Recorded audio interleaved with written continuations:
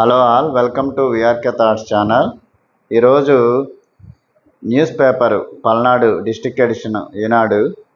ఈ న్యూస్ పేపర్లో వచ్చిన న్యూస్ ప్రకారం మనకి ఇటీవల కురిసిన వర్షాలకి చాలానే రైతులు నష్టపోయారు.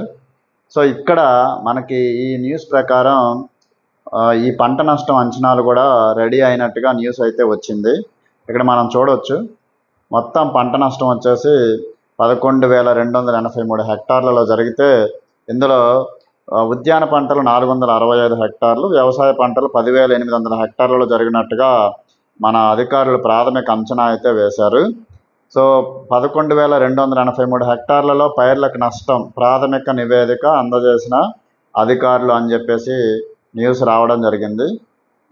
ఇక్కడ చూసుకుంటే వర్షాలు కృష్ణమ్మ వాగుల వరద దాటికి జిల్లాలో అంటే పల్నాడు జిల్లాలో మొత్తం 11,283 హెక్టార్లలో పంటలు దెబ్బతిన్నాయనేది మనకి ఇక్కడ ఈ ప్రాథమిక నివేదిక అయితే మరి అందజేసినట్టుగా తెలుస్తుంది. పల్నాడు జిల్లాలో మనం దెబ్బతిన్న 11,000 హెక్టార్లలో కూడా మనం ఏ పంట ఎంత అనేది చూసుకుంటే పత్తి 9,000 హెక్టార్లలో సుమారుగా దెబ్బతింటే, వరి 1000 హెక్టార్లు, మినుము 100 హెక్టార్లు, పెసర 19 హెక్టార్లు, కందేమో 251 హెక్టార్లు. అంటే ఈ జిల్లాలో మరి ఏ మండల పరిధిలో ఈ పంట నష్టం అనేది జరిగి ఉంటుంది అని చెప్పేసి వాళ్ళు ఇంకా డీటెయిల్డ్గా అయితే వేయలేదు. సో ఇదే న్యూస్ గురించి మనకి ఇక్కడ వేరే దీంట్లో కూడా వేటూ న్యూస్లో కూడా రావడం అయితే జరిగింది. పల్నాడు జిల్లాలో సేమ్ అదే న్యూస్ యాజ్ ఇట్ ఈజ్గా వేటూ న్యూస్లో కూడా రావడం అయితే జరిగింది. అంటే ఈ పంట నష్టానికి సంబంధించి నివేదికలు సిద్ధం అవుతున్నట్టుగా మనకైతే తెలుస్తుంది. సో దీనికి సంబంధించి త్వరలోనే ఈ పరిహారం అనేది కూడా దీనికి సంబంధించి ప్లాన్ చేస్తారేమో చూడాలి.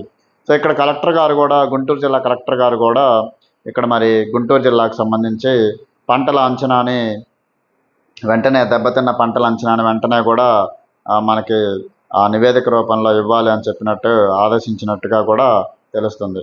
సో ఇది ఈరోజు వార్త.